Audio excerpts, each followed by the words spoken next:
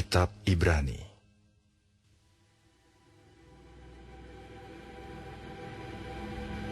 Setelah pada zaman dahulu, Allah berulang kali dan dalam pelbagai cara berbicara kepada nenek moyang kita dengan perantaraan nabi-nabi.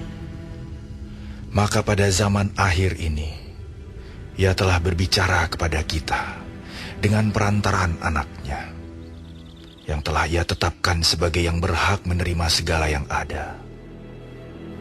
Oleh Dia, Allah telah menjadikan alam semesta. Ia adalah cahaya kemuliaan Allah dan gambar wujud Allah, dan menopang segala yang ada dengan firman-Nya yang penuh kekuasaan. Dan setelah Ia selesai mengadakan penyucian dosa, Ia duduk di sebelah kanan yang maha besar, di tempat yang tinggi, jauh lebih tinggi daripada malaikat-malaikat. Sama seperti nama yang dikaruniakan kepadanya, jauh lebih indah daripada nama mereka.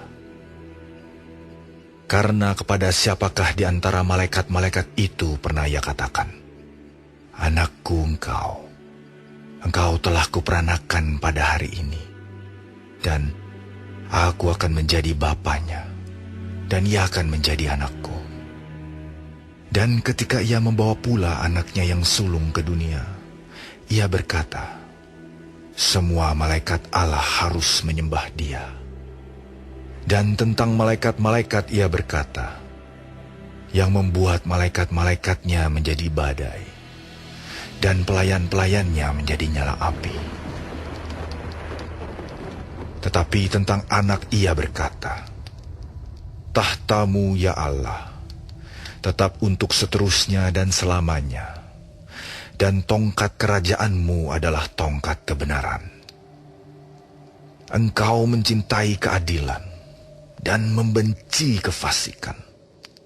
Sebab itu Allahmu telah mengurapi engkau dengan minyak sebagai tanda kesukaan, melebihi teman-teman sekutumu. Dan pada mulanya ya Tuhan, Engkau telah meletakkan dasar bumi, dan langit adalah buatan tangan-Mu. Semuanya itu akan binasa, tetapi Engkau tetap ada, dan semuanya itu akan menjadi usang seperti pakaian. Seperti jubah akan Engkau gulungkan mereka, dan seperti persalinan mereka akan diubah. Tetapi Engkau tetap sama, dan tahun-tahun-Mu tidak berkesudahan. Dan kepada siapakah di antara malaikat itu pernah Ia berkata, 'Duduklah di sebelah kananku, sampai kubuat musuh-musuhmu menjadi tumpuan kakimu'? Bukankah mereka semua adalah roh-roh yang melayani, yang diutus untuk melayani mereka yang harus memperoleh keselamatan?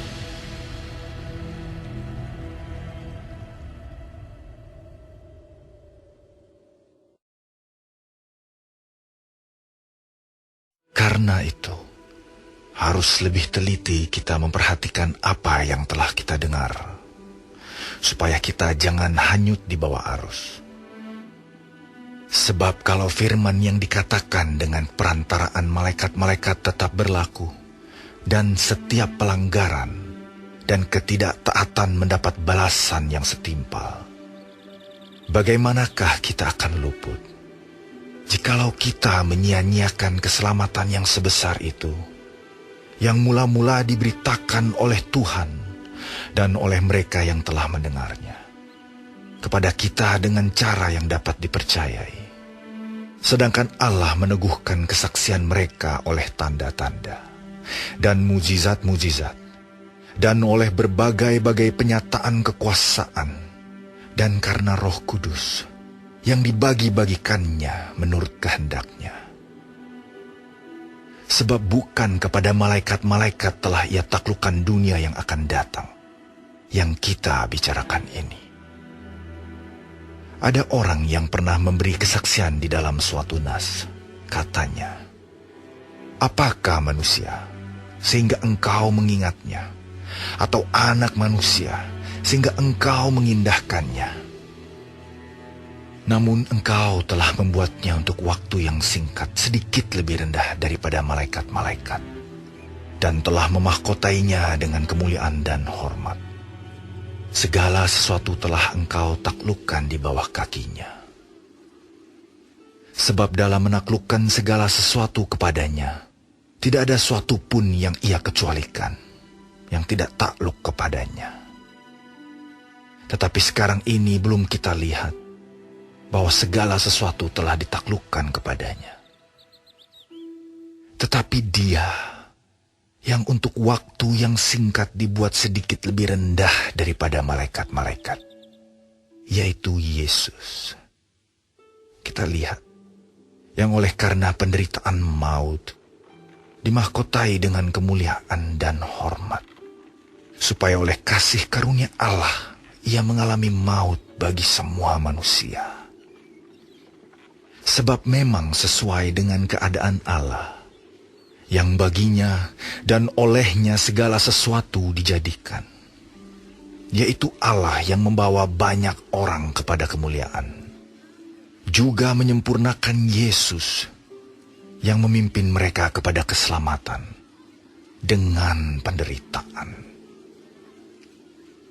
Sebab Ia yang menguduskan dan mereka yang dikuduskan, mereka semua berasal dari satu. Itulah sebabnya Ia tidak malu menyebut mereka saudara.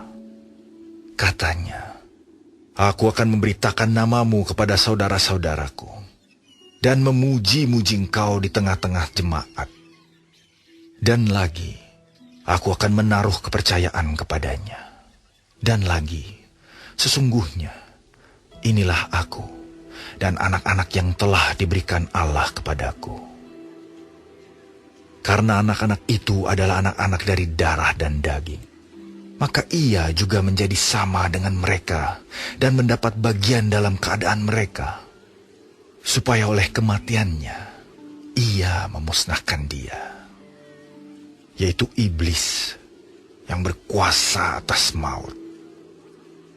Dan supaya dengan jalan demikian Ia membebaskan mereka yang seumur hidupnya berada dalam perhambaan, oleh karena takutnya kepada maut.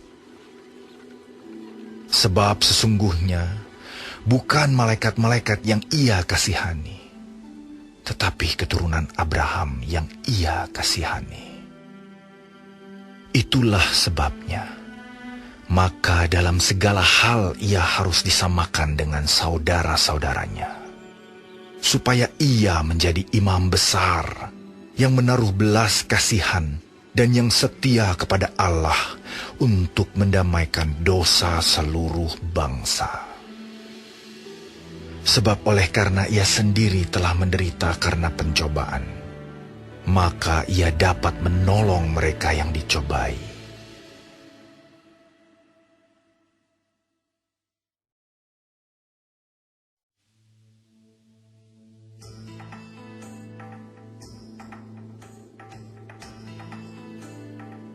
Sebab itu, hai saudara-saudara yang kudus, yang mendapat bagian dalam panggilan surgawi, pandanglah kepada Rasul dan Imam Besar yang kita akui, yaitu Yesus, yang setia kepada Dia yang telah menetapkannya, sebagaimana Musa pun setia dalam segenap rumahnya.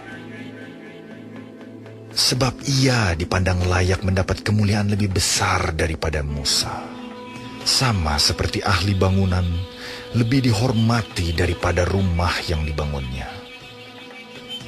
Sebab setiap rumah dibangun oleh seorang ahli bangunan, tetapi ahli bangunan segala sesuatu ialah Allah.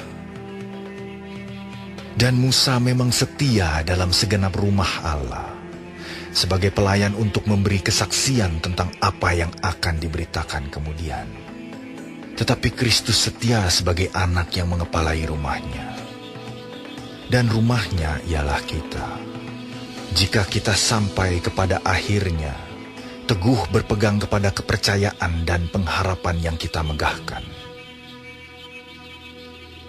Sebab itu, seperti yang dikatakan Roh Kudus, pada hari ini, jika kamu mendengar suaranya, janganlah keraskan hatimu, seperti dalam kegeraman pada waktu pencobaan di padang gurun, di mana nenek moyangmu mencobai aku dengan jalan menguji aku, sekalipun mereka melihat perbuatan-perbuatanku 40 tahun lamanya.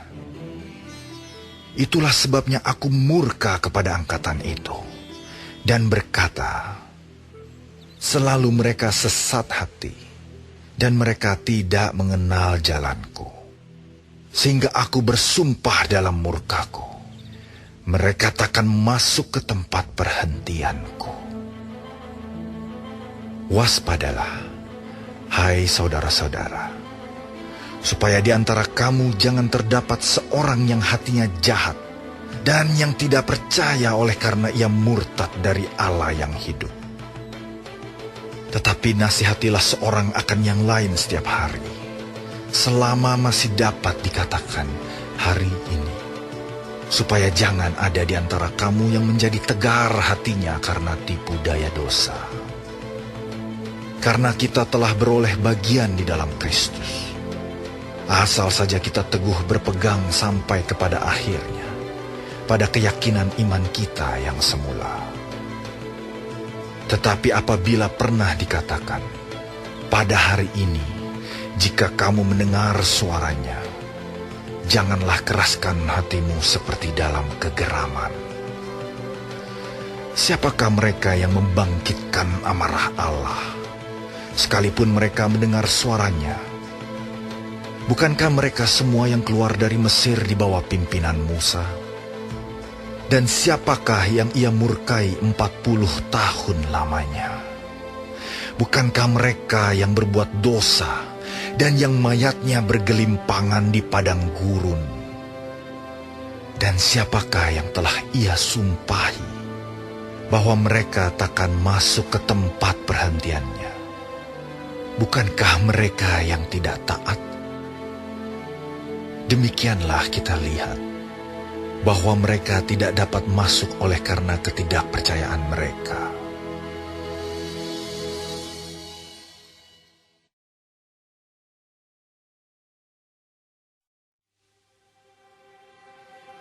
Sebab itu, baiklah kita waspada, supaya jangan ada seorang di antara kamu yang dianggap ketinggalan, sekalipun janji akan masuk ke dalam perhentiannya masih berlaku. Karena kepada kita diberitakan juga kabar kesukaan, sama seperti kepada mereka. Tetapi firman pemberitaan itu tidak berguna bagi mereka, karena tidak bertumbuh bersama-sama oleh iman dengan mereka yang mendengarnya. Sebab kita yang beriman akan masuk ke tempat perhentian seperti yang ia katakan. Sehingga aku bersumpah dalam murkaku, mereka takkan masuk ke tempat perhentianku, sekalipun pekerjaannya sudah selesai sejak dunia dijadikan. Sebab tentang hari ketujuh pernah dikatakan di dalam suatu nas, dan Allah berhenti pada hari ketujuh dari segala pekerjaannya. Dan dalam nas itu kita baca, mereka takkan masuk ke tempat perhentianku. Jadi sudah jelas bahwa ada sejumlah orang akan masuk ke tempat perhentian itu, sedangkan mereka yang kepadanya lebih dahulu diberitakan kabar kesukaan itu tidak masuk karena ketidaktaatan mereka. Sebab itu ia menetapkan pula suatu hari, yaitu hari ini, ketika ia setelah sekian lama berfirman dengan perantaraan Daud seperti dikatakan di atas. Pada hari ini, jika kamu mendengar suaranya, janganlah keraskan hatimu. Sebab, andai kata Yosua telah membawa mereka masuk ke tempat perhentian, pasti Allah tidak akan berkata-kata kemudian tentang suatu hari lain. Jadi, masih tersedia suatu hari perhentian, hari ketujuh bagi umat Allah. Sebab, barang siapa telah masuk ke tempat perhentiannya, ia sendiri telah berhenti dari segala pekerjaannya, sama seperti Allah berhenti dari pekerjaannya. Karena itu, baiklah kita berusaha untuk masuk ke dalam perhentian itu, supaya jangan seorang pun jatuh karena mengikuti contoh ketidaktaatan itu juga. Sebab firman Allah hidup dan kuat dan lebih tajam daripada pedang bermata dua manapun. Ia menusuk amat dalam sampai memisahkan jiwa dan roh, sendi-sendi dan sumsum. Ia sanggup membedakan pertimbangan dan pikiran hati kita. Dan tidak ada suatu makhluk pun yang tersembunyi di hadapannya. Sebab segala sesuatu telanjang dan terbuka di depan mata Dia, yang kepadanya kita harus memberikan pertanggungan jawab. Karena kita sekarang mempunyai imam besar agung yang telah melintasi semua langit, yaitu Yesus, Anak Allah. Baiklah kita teguh berpegang pada pengakuan iman kita. Sebab imam besar yang kita punya bukanlah imam besar yang tidak dapat turut merasakan kelemahan-kelemahan kita. Sebaliknya sama dengan kita. Ia telah dicobai, hanya tidak berbuat dosa. Sebab itu, marilah kita dengan penuh keberanian menghampiri tahta kasih karunia, supaya kita menerima rahmat dan menemukan kasih karunia, untuk mendapat pertolongan kita pada waktunya.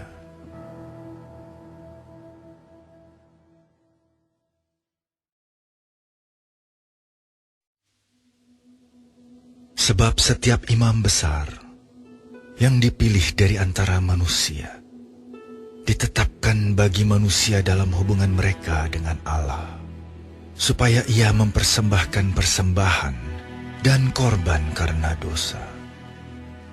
Ia harus dapat mengerti orang-orang yang jahil dan orang-orang yang sesat, karena ia sendiri penuh dengan kelemahan, yang mengharuskannya untuk mempersembahkan korban karena dosa, bukan saja bagi umat, tetapi juga bagi dirinya sendiri. Dan tidak seorang pun yang mengambil kehormatan itu bagi dirinya sendiri, tetapi dipanggil untuk itu oleh Allah, seperti yang telah terjadi dengan Harun. Demikian pula, Kristus tidak memuliakan dirinya sendiri dengan menjadi imam besar, tetapi dimuliakan oleh Dia yang berfirman kepadanya, "Anakku engkau telah kuperanakan pada hari ini." Sebagaimana firman-Nya dalam suatu nas lain, "Engkau adalah imam untuk selama-lamanya, menurut peraturan Melkisedek." Dalam hidupnya sebagai manusia, ia telah mempersembahkan doa dan permohonan dengan ratap tangis dan keluhan kepada Dia yang sanggup menyelamatkannya dari maut, dan karena kesalehannya ia telah didengarkan. Dan sekalipun ia adalah anak, ia telah belajar menjadi taat dari apa yang telah dideritanya. Dan sesudah ia mencapai kesempurnaannya, ia menjadi pokok keselamatan yang abadi bagi semua orang yang taat kepadanya. Dan ia dipanggil menjadi imam besar oleh Allah, menurut peraturan Melkisedek. Tentang hal itu banyak yang harus kami katakan, tetapi yang sukar untuk dijelaskan, karena kamu telah lamban dalam hal mendengarkan.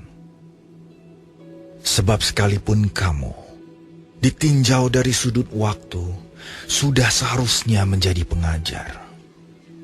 kamu masih perlu lagi diajarkan asas-asas pokok dari penyataan Allah. Dan kamu masih memerlukan susu, bukan makanan keras. Sebab barang siapa masih memerlukan susu, ia tidak memahami ajaran tentang kebenaran, sebab ia adalah anak kecil. Tetapi makanan keras adalah untuk orang-orang dewasa, yang karena mempunyai panca indera yang terlatih, untuk membedakan yang baik daripada yang jahat.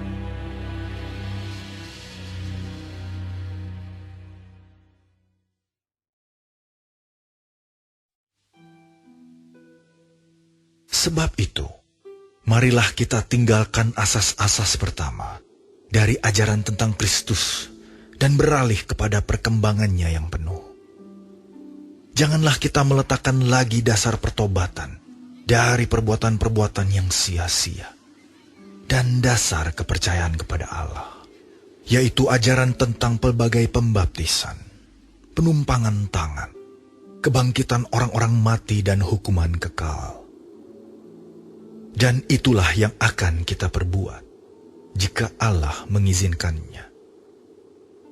Sebab mereka yang pernah diterangi hatinya, yang pernah mengecap karunia sorgawi, dan yang pernah mendapat bagian dalam Roh Kudus, dan yang mengecap firman yang baik dari Allah, dan karunia-karunia dunia yang akan datang, namun yang murtad lagi, tidak mungkin dibaharui sekali lagi sedemikian, hingga mereka bertobat. Sebab mereka menyalibkan lagi anak Allah bagi diri mereka, dan menghinanya di muka umum. Sebab tanah yang menghisap air hujan yang sering turun ke atasnya, dan yang menghasilkan tumbuh-tumbuhan yang berguna bagi mereka yang mengerjakannya, menerima berkat dari Allah. Tetapi jikalau tanah itu menghasilkan semak duri dan rumput duri, tidaklah ia berguna dan sudah dekat pada kutuk, yang berakhir dengan pembakaran. Tetapi, hai saudara-saudaraku yang kekasih, sekalipun kami berkata demikian tentang kamu, kami yakin bahwa kamu memiliki sesuatu yang lebih baik, yang mengandung keselamatan. Sebab Allah bukan tidak adil, sehingga ia lupa akan pekerjaanmu dan kasihmu, yang kamu tunjukkan terhadap namanya oleh pelayanan kamu kepada orang-orang kudus, yang masih kamu lakukan sampai sekarang. Tetapi kami ingin, supaya kamu masing-masing menunjukkan kesungguhan yang sama untuk menjadikan pengharapanmu suatu milik yang pasti, sampai pada akhirnya, agar kamu jangan menjadi lamban, tetapi menjadi penurut-penurut mereka yang oleh iman dan kesabaran mendapat bagian dalam apa yang dijanjikan Allah. Sebab ketika Allah memberikan janjinya kepada Abraham, ia bersumpah demi dirinya sendiri, karena tidak ada orang yang lebih tinggi daripadanya. Katanya, sesungguhnya aku akan memberkati engkau berlimpah-limpah, dan akan membuat engkau sangat banyak. Abraham menanti dengan sabar, dan dengan demikian ia memperoleh apa yang dijanjikan kepadanya. Sebab manusia bersumpah demi orang yang lebih tinggi, dan sumpah itu menjadi suatu pengokohan baginya, yang mengakhiri segala bantahan. Karena itu, untuk lebih meyakinkan mereka yang berhak menerima janji itu akan kepastian putusannya, Allah telah mengikat dirinya dengan sumpah, supaya oleh dua kenyataan yang tidak berubah-ubah, tentang mana Allah tidak mungkin berdusta, kita yang mencari perlindungan beroleh dorongan yang kuat untuk menjangkau pengharapan yang terletak di depan kita. Pengharapan itu adalah sauh yang kuat dan aman bagi jiwa kita, yang telah dilabuhkan sampai ke belakang tabir, di mana Yesus telah masuk sebagai perintis bagi kita, ketika ia, menurut peraturan Melkisedek, menjadi imam besar sampai selama-lamanya.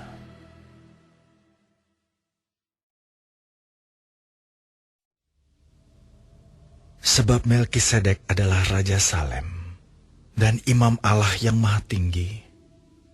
Ia pergi menyongsong Abraham ketika Abraham kembali dari mengalahkan raja-raja dan memberkati dia. Kepadanya pun Abraham memberikan 1/10 dari semuanya. Menurut arti namanya, Melkisedek adalah pertama-tama Raja Kebenaran dan juga Raja Salem, yaitu Raja Damai Sejahtera. Ia tidak berbapa, tidak beribu, tidak bersilsilah, harinya tidak berawal, dan hidupnya tidak berkesudahan. Karena ia dijadikan sama dengan Allah, ia tetap menjadi imam sampai selama-lamanya. Camkanlah betapa besarnya orang itu, yang kepadanya Abraham, bapa leluhur kita, memberikan 1/10 dari segala rampasan yang paling baik, dan mereka dari anak-anak Lewi, yang menerima jabatan imam, mendapat tugas, menurut hukum Taurat, untuk memungut 10% dari umat Israel, yaitu dari saudara-saudara mereka, sekalipun mereka ini juga adalah keturunan Abraham. Tetapi Melkisedek, yang bukan keturunan mereka, memungut 10% dari Abraham dan memberkati dia, walaupun ia adalah pemilik janji. Memang tidak dapat disangkal bahwa yang lebih rendah diberkati oleh yang lebih tinggi. Dan di sini manusia-manusia fana menerima 10%, dan di sana ia, yang tentang dia diberi kesaksian bahwa ia hidup. Maka dapatlah dikatakan bahwa dengan perantaraan Abraham dipungut juga 10% dari Lewi, yang berhak menerima 10%. Sebab ia masih berada dalam tubuh bapa leluhurnya ketika Melkisedek menyongsong bapa leluhurnya itu. Karena itu, andai kata oleh imamat Lewi telah tercapai kesempurnaan, sebab karena imamat itu umat Israel telah menerima Taurat, apakah sebabnya masih perlu seorang lain ditetapkan menjadi imam besar menurut peraturan Melkisedek, dan yang tentang dia tidak dikatakan menurut peraturan Harun? Sebab, jikalau imamat berubah, dengan sendirinya akan berubah pula hukum Taurat itu. Sebab ia, yang dimaksudkan di sini, termasuk suku lain. Dari suku ini tidak ada seorang pun yang pernah melayani di mezbah. Sebab telah diketahui semua orang bahwa Tuhan kita berasal dari suku Yehuda. Dan mengenai suku itu, Musa tidak pernah mengatakan suatu apapun tentang imam-imam. Dan hal itu jauh lebih nyata lagi, jikalau ditetapkan seorang imam lain menurut cara Melkisedek, yang menjadi imam bukan berdasarkan peraturan-peraturan manusia, tetapi berdasarkan hidup yang tidak dapat binasa. Sebab tentang dia diberi kesaksian, engkau adalah imam untuk selama-lamanya, menurut peraturan Melkisedek. Memang suatu hukum yang dikeluarkan dahulu dibatalkan, kalau hukum itu tidak mempunyai kekuatan, dan karena itu tidak berguna. Sebab hukum Taurat sama sekali tidak membawa kesempurnaan, tetapi sekarang ditimbulkan pengharapan yang lebih baik, yang mendekatkan kita kepada Allah. Dan sama seperti hal ini tidak terjadi tanpa sumpah. Memang mereka telah menjadi imam tanpa sumpah, tetapi ia dengan sumpah diucapkan oleh Dia yang berfirman kepadanya, Tuhan telah bersumpah, dan ia tidak akan menyesal. Engkau adalah imam untuk selama-lamanya. Demikian pula Yesus adalah jaminan dari suatu perjanjian yang lebih kuat. Dan dalam jumlah yang besar, mereka telah menjadi imam. Karena mereka dicegah oleh maut untuk tetap menjabat imam. Tetapi, karena ia tetap selama-lamanya, imamatnya tidak dapat beralih kepada orang lain. Karena itu, ia sanggup juga menyelamatkan dengan sempurna semua orang yang oleh dia datang kepada Allah. Sebab ia hidup senantiasa untuk menjadi pengantara mereka. Sebab imam besar yang demikianlah yang kita perlukan, yaitu yang saleh, tanpa salah, tanpa noda, yang terpisah dari orang-orang berdosa, dan lebih tinggi daripada tingkat-tingkat sorga. Yang tidak seperti imam-imam besar lain, yang setiap hari harus mempersembahkan korban untuk dosanya sendiri, dan sesudah itu barulah untuk dosa umatnya. Sebab hal itu telah dilakukannya satu kali untuk selama-lamanya, ketika ia mempersembahkan dirinya sendiri sebagai korban. Sebab hukum Taurat menetapkan orang-orang yang diliputi kelemahan menjadi imam besar. Tetapi sumpah yang diucapkan kemudian daripada hukum Taurat menetapkan anak yang telah menjadi sempurna sampai selama-lamanya.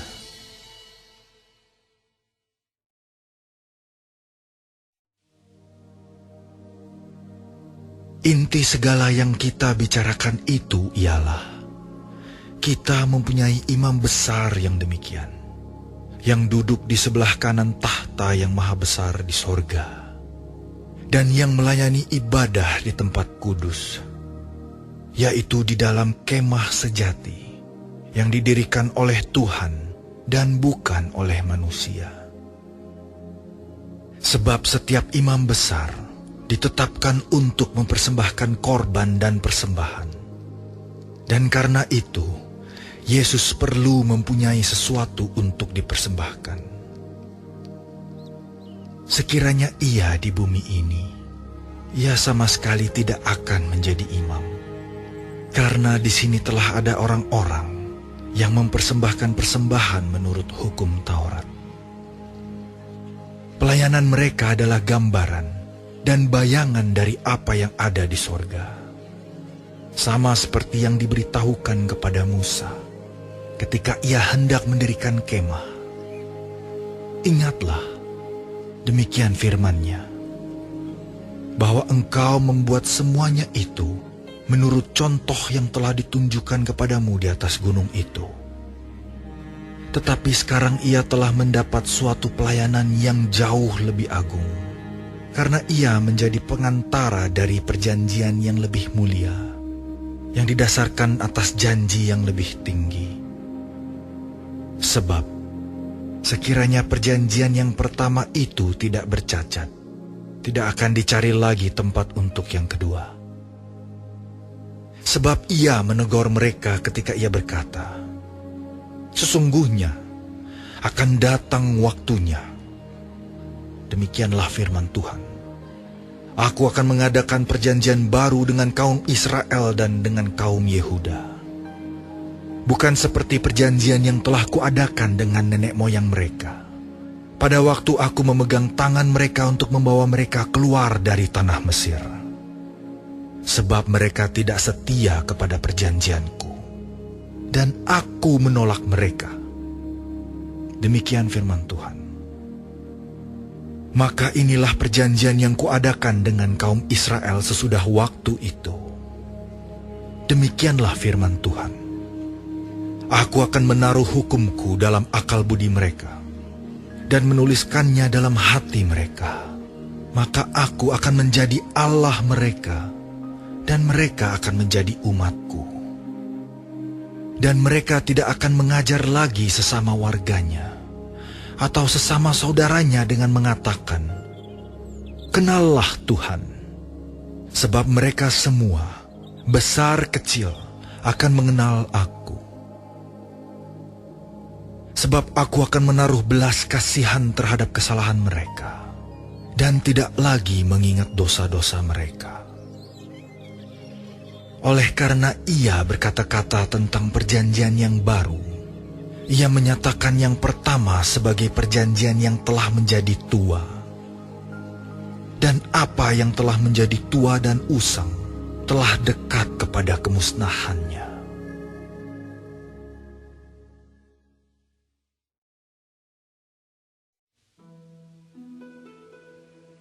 Memang perjanjian yang pertama juga mempunyai peraturan-peraturan untuk ibadah dan untuk tempat kudus buatan tangan manusia. Sebab ada dipersiapkan suatu kemah, yaitu bagian yang paling depan, dan di situ terdapat kaki dian dan meja dengan roti sajian. Bagian ini disebut tempat yang kudus. Di belakang tirai yang kedua, terdapat suatu kemah lagi, yang disebut tempat yang maha kudus. Di situ terdapat mezbah pembakaran ukupan dari emas, dan tabut perjanjian, yang seluruhnya disalut dengan emas. Di dalam tabut perjanjian itu tersimpan buli-buli emas berisi mana, tongkat Harun yang pernah bertunas, dan loh-loh batu yang bertuliskan perjanjian. Dan di atasnya kedua kerup kemuliaan yang menaungi tutup pendamaian. Tetapi hal ini tidak dapat kita bicarakan sekarang secara terperinci. Demikianlah caranya tempat yang kudus itu diatur. Maka imam-imam senantiasa masuk ke dalam kemah yang paling depan itu untuk melakukan ibadah mereka. Tetapi ke dalam kemah yang kedua, hanya imam besar saja yang masuk sekali setahun. Dan harus dengan darah yang ia persembahkan karena dirinya sendiri, dan karena pelanggaran-pelanggaran yang dibuat oleh umatnya dengan tidak sadar. Dengan ini Roh Kudus menyatakan bahwa jalan ke tempat yang kudus itu belum terbuka selama kemah yang pertama itu masih ada. Itu adalah kiasan masa sekarang. Sesuai dengan itu dipersembahkan korban, dan persembahan yang tidak dapat menyempurnakan mereka, yang mempersembahkannya menurut hati nurani mereka. Karena semuanya itu, di samping makanan, minuman, dan pelbagai macam pembasuhan, hanyalah peraturan-peraturan untuk hidup insani, yang hanya berlaku sampai tibanya waktu pembaharuan. Tetapi Kristus telah datang sebagai imam besar untuk hal-hal yang baik yang akan datang. Ia telah melintasi kemah yang lebih besar dan yang lebih sempurna, yang bukan dibuat oleh tangan manusia. Artinya yang tidak termasuk ciptaan ini. Dan ia telah masuk satu kali untuk selama-lamanya ke dalam tempat yang kudus, bukan dengan membawa darah domba jantan dan darah anak lembu, tetapi dengan membawa darahnya sendiri. Dan dengan itu, ia telah mendapat kelepasan yang kekal. Sebab, jika darah domba jantan, dan darah lembu jantan, dan percikan abu lembu muda, menguduskan mereka yang najis, sehingga mereka disucikan secara lahiriah, betapa lebihnya darah Kristus, yang oleh Roh yang kekal telah mempersembahkan dirinya sendiri kepada Allah sebagai persembahan yang tak bercacat, akan menyucikan hati nurani kita dari perbuatan-perbuatan yang sia-sia, supaya kita dapat beribadah kepada Allah yang hidup.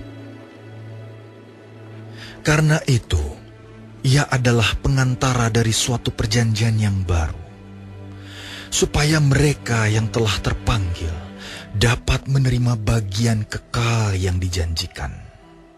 Sebab ia telah mati untuk menebus pelanggaran-pelanggaran yang telah dilakukan selama perjanjian yang pertama. Sebab di mana ada wasiat, Di situ harus diberitahukan tentang kematian pembuat wasiat itu. Karena suatu wasiat barulah sah kalau pembuat wasiat itu telah mati, sebab ia tidak berlaku selama pembuat wasiat itu masih hidup. Itulah sebabnya, maka perjanjian yang pertama tidak disahkan tanpa darah.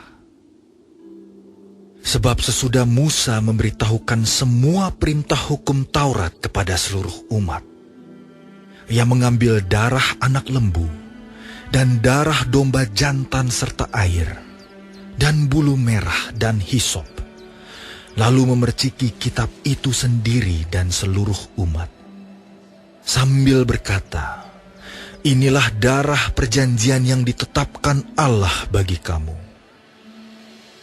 Dan juga kemah, dan semua alat untuk ibadah, dipercikinya secara demikian dengan darah.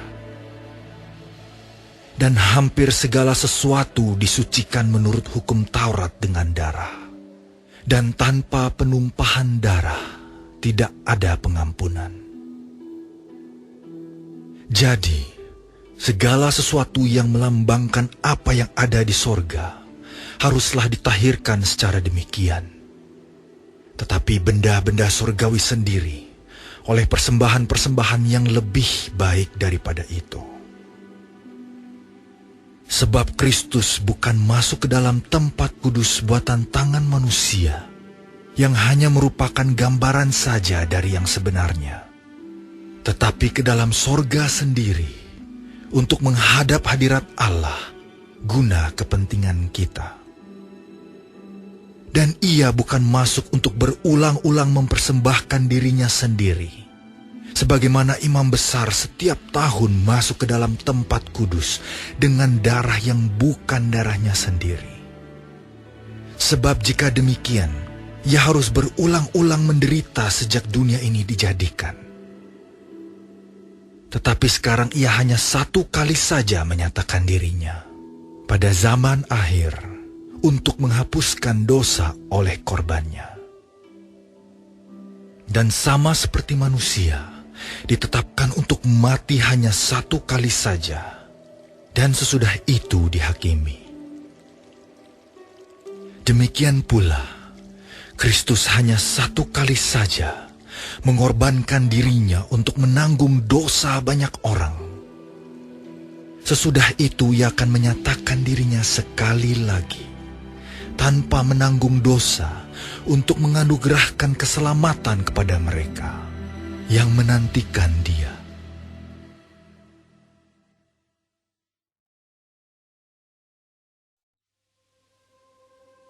Di dalam hukum Taurat hanya terdapat bayangan saja dari keselamatan yang akan datang, dan bukan hakikat dari keselamatan itu sendiri. Karena itu, dengan korban yang sama, yang setiap tahun terus-menerus dipersembahkan, hukum Taurat tidak mungkin menyempurnakan mereka yang datang mengambil bagian di dalamnya. Sebab jika hal itu mungkin, pasti orang tidak mempersembahkan korban lagi. Sebab mereka yang melakukan ibadah itu tidak sadar lagi akan dosa setelah disucikan sekali untuk selama-lamanya.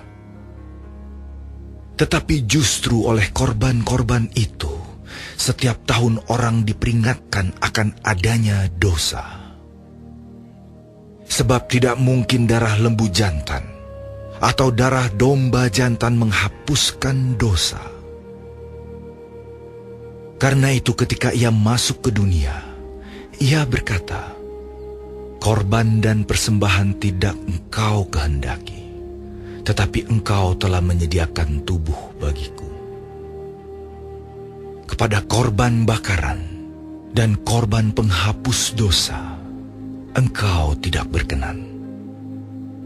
Lalu aku berkata, "Sungguh, aku datang. Dalam gulungan kitab ada tertulis tentang aku, untuk melakukan kehendak-Mu, ya Allah-Ku." Di atas ia berkata, "Korban dan persembahan, korban bakaran dan korban penghapus dosa, tidak engkau kehendaki.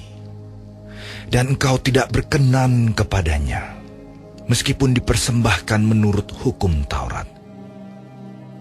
Dan kemudian katanya, sungguh, aku datang untuk melakukan kehendak-Mu. Yang pertama ia hapuskan, supaya menegakkan yang kedua. Dan karena kehendaknya inilah, kita telah dikuduskan satu kali untuk selama-lamanya oleh persembahan tubuh Yesus Kristus. Selanjutnya setiap imam melakukan tiap-tiap hari pelayanannya dan berulang-ulang mempersembahkan korban yang sama sekali tidak dapat menghapuskan dosa. Tetapi ia, setelah mempersembahkan hanya satu korban saja karena dosa, ia duduk untuk selama-lamanya di sebelah kanan Allah. Dan sekarang, ia hanya menantikan saatnya, di mana musuh-musuhnya akan dijadikan tumpuan kakinya. Sebab oleh satu korban saja, ia telah menyempurnakan untuk selama-lamanya mereka yang ia kuduskan. Dan tentang hal itu, Roh Kudus juga memberi kesaksian kepada kita.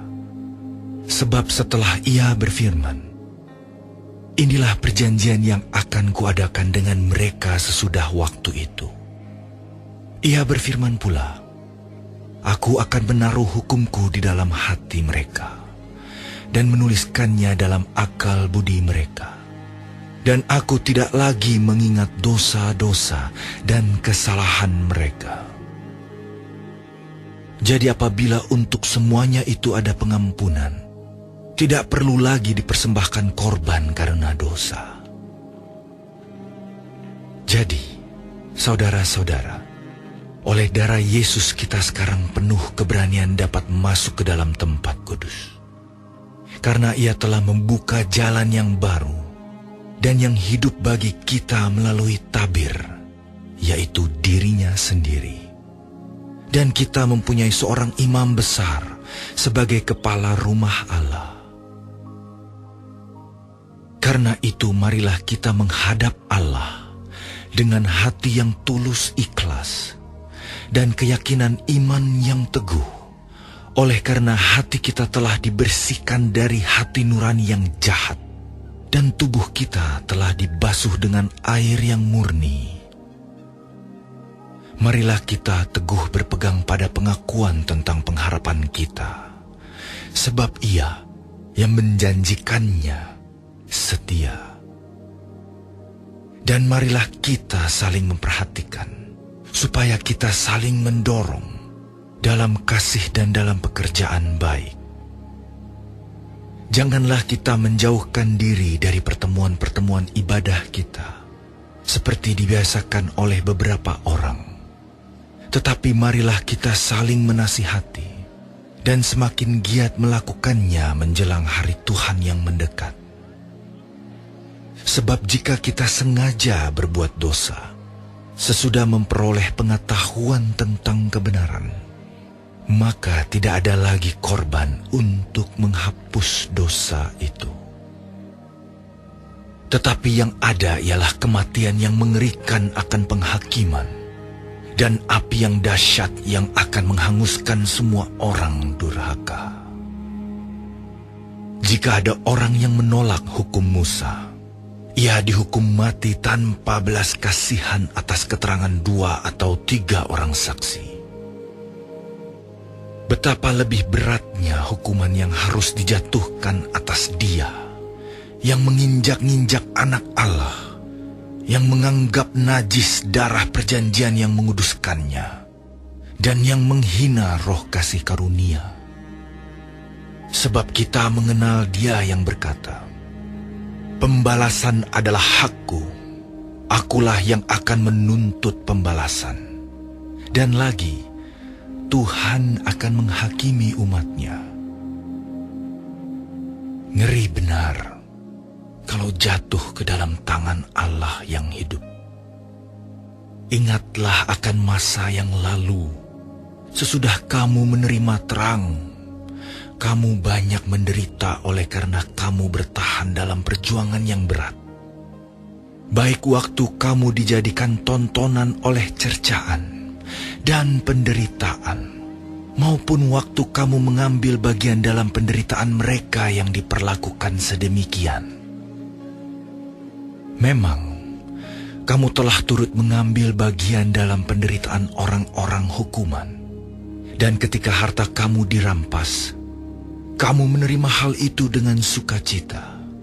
Sebab kamu tahu bahwa kamu memiliki harta yang lebih baik dan yang lebih menetap sifatnya.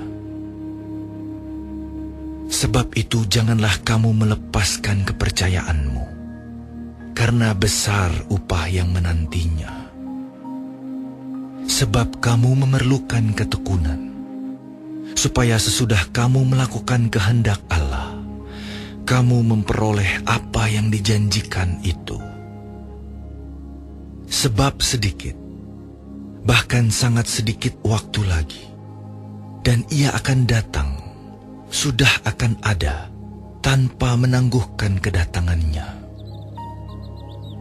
Tetapi orangku yang benar akan hidup oleh iman, dan apabila ia mengundurkan diri, maka aku tidak berkenan kepadanya. Tetapi kita bukanlah orang-orang yang mengundurkan diri dan binasa, tetapi orang-orang yang percaya dan yang beroleh hidup.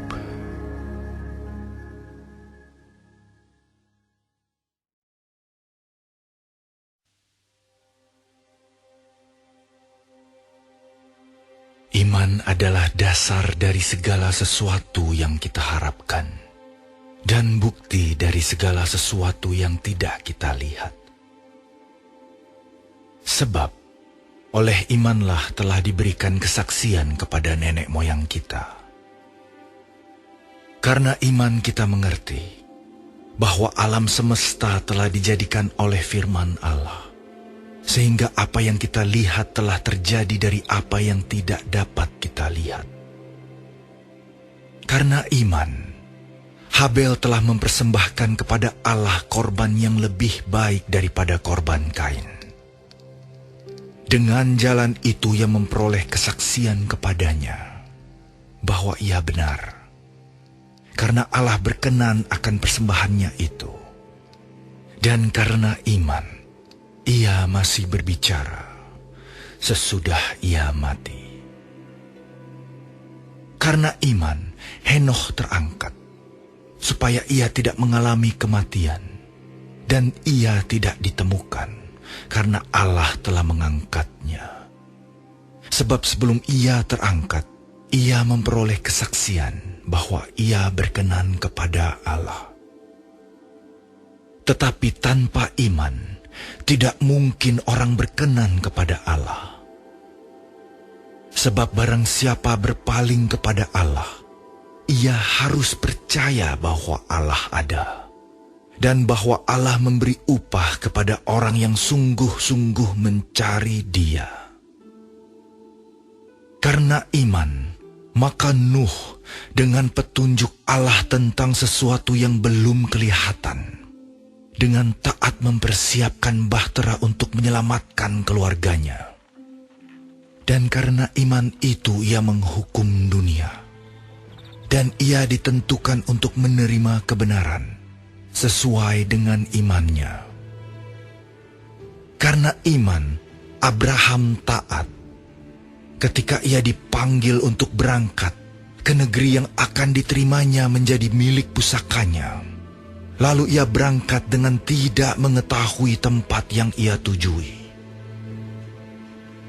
Karena iman, ia diam di tanah yang dijanjikan itu, seolah-olah di suatu tanah asing, dan di situ ia tinggal di kemah dengan Ishak dan Yakub, yang turut menjadi ahli waris janji yang satu itu. Sebab ia menanti-nantikan kota yang mempunyai dasar, yang direncanakan dan dibangun oleh Allah. Karena iman, Ia juga dan Sarah beroleh kekuatan untuk menurunkan anak cucu, walaupun usianya sudah lewat, karena ia menganggap Dia yang memberikan janji itu setia. Itulah sebabnya, maka dari satu orang, malahan orang yang telah mati pucuk, terpancar keturunan besar, seperti bintang di langit, dan seperti pasir di tepi laut, yang tidak terhitung banyaknya. Dalam iman, mereka semua ini telah mati sebagai orang-orang yang tidak memperoleh apa yang dijanjikan itu, tetapi yang hanya dari jauh melihatnya, dan melambai-lambai kepadanya, dan yang mengakui bahwa mereka adalah orang asing dan pendatang di bumi ini. Sebab mereka yang berkata demikian menyatakan bahwa mereka dengan rindu mencari suatu tanah air. Dan kalau sekiranya dalam hal itu mereka ingat akan tanah asal yang telah mereka tinggalkan, maka mereka cukup mempunyai kesempatan untuk pulang ke situ. Tetapi sekarang mereka merindukan tanah air yang lebih baik, yaitu satu tanah air surgawi. Sebab itu Allah tidak malu disebut Allah mereka, karena Ia telah mempersiapkan sebuah kota bagi mereka. Karena iman, maka Abraham, tatkala ia dicobai, mempersembahkan Ishak. Ia yang telah menerima janji itu rela mempersembahkan anaknya yang tunggal. Walaupun kepadanya telah dikatakan, keturunan yang berasal dari Ishaklah yang akan disebut keturunanmu.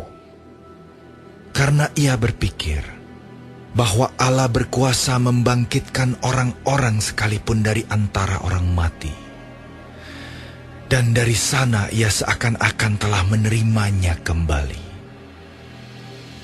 Karena iman maka Ishak, sambil memandang jauh ke depan, memberikan berkatnya kepada Yakub dan Esau.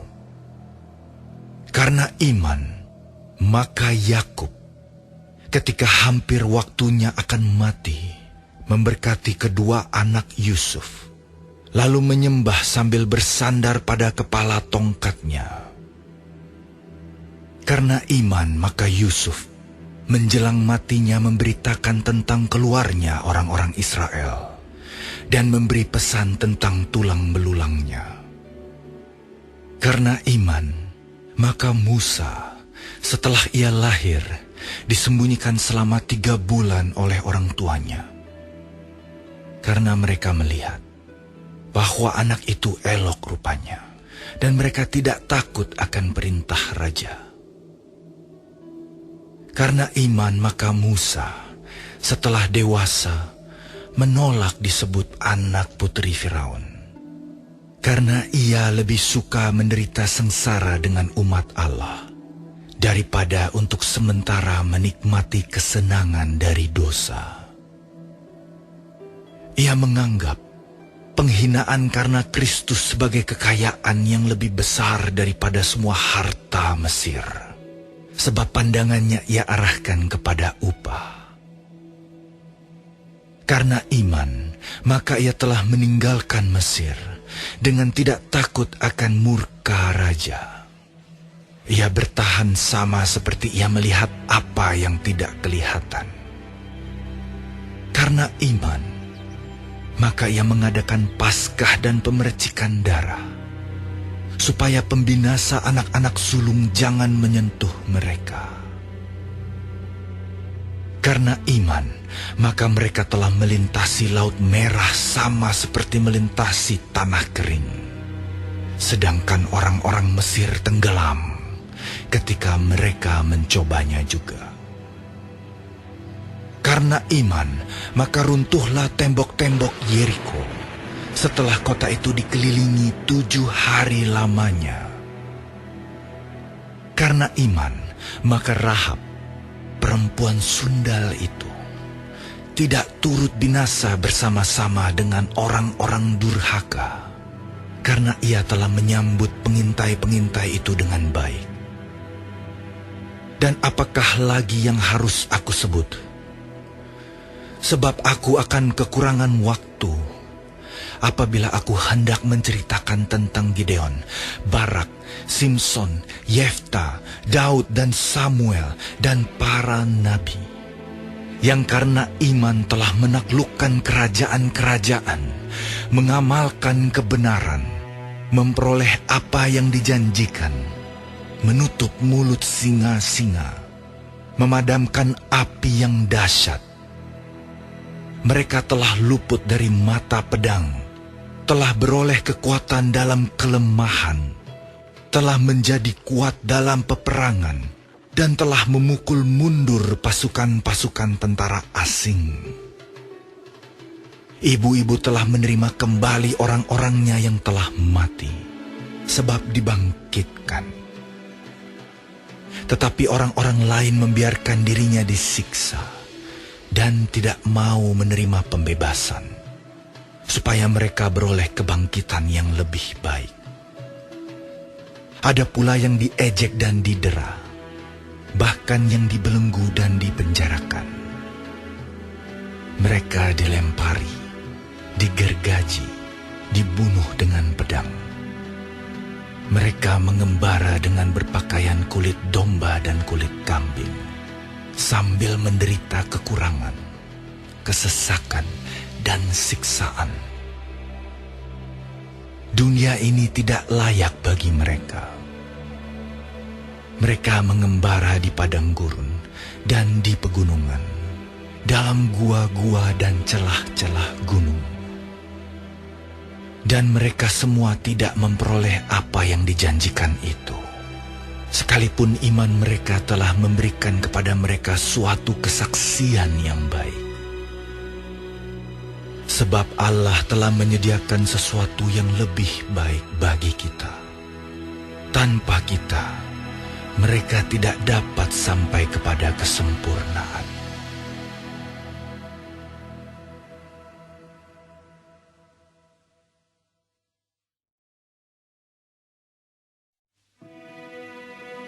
Karena kita mempunyai banyak saksi, bagaikan awan yang mengelilingi kita, marilah kita menanggalkan semua beban dan dosa yang begitu merintangi kita, dan berlomba dengan tekun dalam perlombaan yang diwajibkan bagi kita.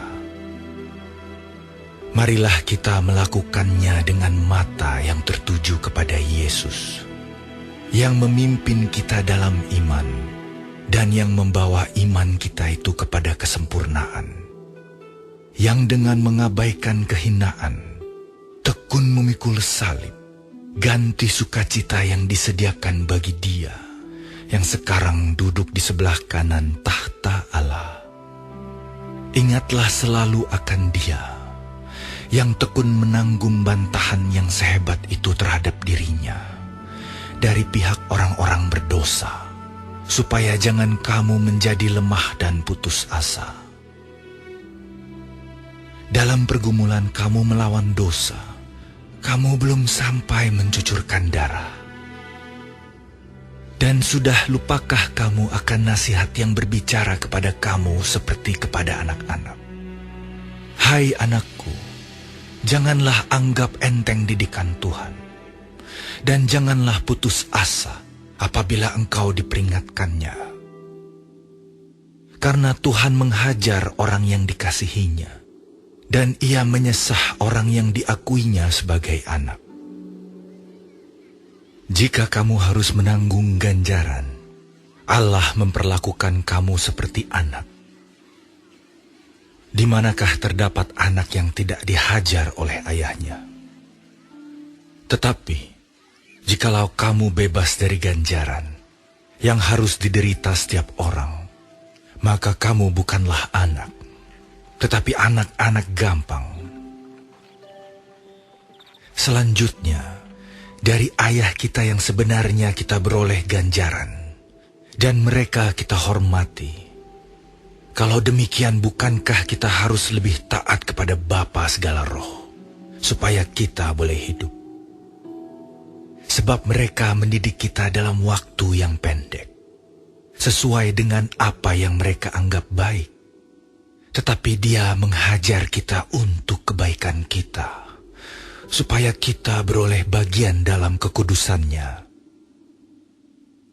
Memang tiap-tiap ganjaran pada waktu ia diberikan tidak mendatangkan sukacita, tetapi duka cita. Tetapi kemudian ia menghasilkan buah kebenaran yang memberikan damai kepada mereka yang dilatih olehnya. Sebab itu, kuatkanlah tangan yang lemah dan lutut yang goyah, dan luruskanlah jalan bagi kakimu, sehingga yang pincang jangan terpelecok, tetapi menjadi sembuh. Berusahalah hidup damai dengan semua orang, dan kejarlah kekudusan. Sebab tanpa kekudusan tidak seorang pun akan melihat Tuhan. Jagalah supaya jangan ada seorang pun menjauhkan diri dari kasih karunia Allah, agar jangan tumbuh akar yang pahit, yang menimbulkan kerusuhan, dan yang mencemarkan banyak orang. Janganlah ada orang yang menjadi cabul, atau yang mempunyai nafsu yang rendah seperti Esau, yang menjual hak kesulungannya untuk sepiring makanan. Sebab kamu tahu bahwa kemudian ketika ia hendak menerima berkat itu, ia ditolak. Sebab ia tidak beroleh kesempatan untuk memperbaiki kesalahannya, sekalipun ia mencarinya dengan mencucurkan air mata. Sebab kamu tidak datang kepada gunung yang dapat disentuh, dan api yang menyala-nyala, kepada kekelaman, kegelapan, dan angin badai, kepada bunyi sangkakala dan bunyi suara yang membuat mereka yang mendengarnya memohon, supaya jangan lagi berbicara kepada mereka. Sebab mereka tidak tahan mendengar perintah ini. Bahkan jika binatang pun yang menyentuh gunung, ia harus dilempari dengan batu. Dan sangat mengerikan pemandangan itu, sehingga Musa berkata, "Aku sangat ketakutan dan sangat gemetar." Tetapi kamu sudah datang ke Bukit Sion, ke kota Allah yang hidup, Yerusalem sorgawi, dan kepada beribu-ribu malaikat, suatu kumpulan yang meriah, dan kepada jemaat anak-anak sulung yang namanya terdaftar di sorga, dan kepada Allah yang menghakimi semua orang, dan kepada roh-roh orang-orang benar yang telah menjadi sempurna, dan kepada Yesus, pengantara perjanjian baru, dan kepada darah pemercikan, yang berbicara lebih kuat daripada darah Habel.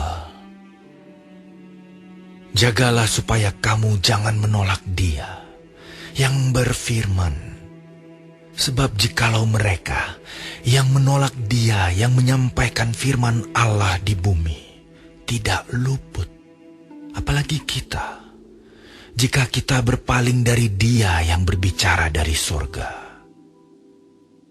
Waktu itu suaranya menggoncangkan bumi, tetapi sekarang ia memberikan janji.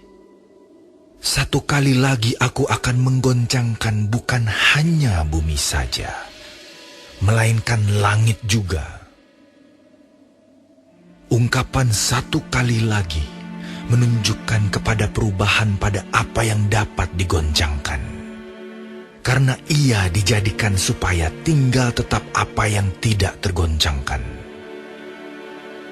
Jadi, karena kita menerima kerajaan yang tidak tergoncangkan, marilah kita mengucap syukur dan beribadah kepada Allah menurut cara yang berkenan kepadanya, dengan hormat dan takut.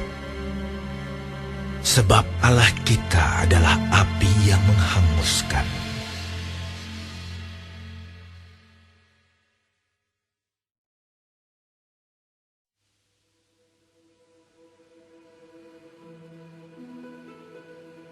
peliharalah kasih persaudaraan.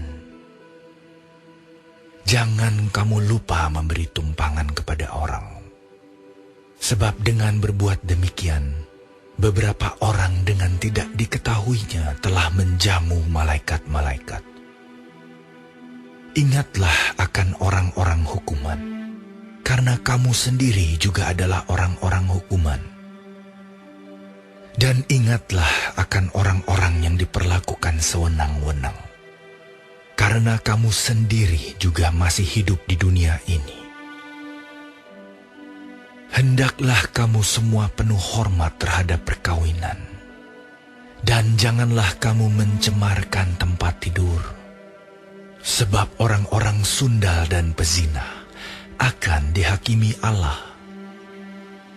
Janganlah kamu menjadi hamba uang, dan cukupkanlah dirimu dengan apa yang ada padamu. Karena Allah telah berfirman, Aku sekali-kali tidak akan membiarkan engkau, dan aku sekali-kali tidak akan meninggalkan engkau.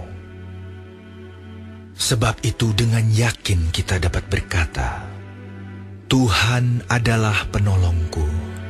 Aku tidak akan takut. Apakah yang dapat dilakukan manusia terhadap aku? Ingatlah akan pemimpin-pemimpin kamu yang telah menyampaikan firman Allah kepadamu. Perhatikanlah akhir hidup mereka dan contohlah iman mereka. Yesus Kristus tetap sama, baik kemarin maupun hari ini, dan sampai selama-lamanya.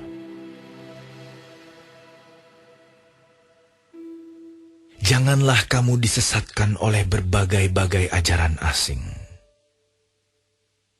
Sebab yang baik ialah bahwa hati kamu diperkuat dengan kasih karunia, dan bukan dengan pelbagai makanan yang tidak memberi faedah kepada mereka yang menuruti aturan-aturan makanan macam itu. Kita mempunyai suatu mezbah, dan orang-orang yang melayani kemah tidak boleh makan dari apa yang di dalamnya. Karena tubuh binatang-binatang yang darahnya dibawa masuk ke tempat kudus oleh imam besar sebagai korban penghapus dosa, dibakar di luar perkemahan. Itu jugalah sebabnya Yesus telah menderita di luar pintu gerbang, untuk menguduskan umatnya dengan darahnya sendiri.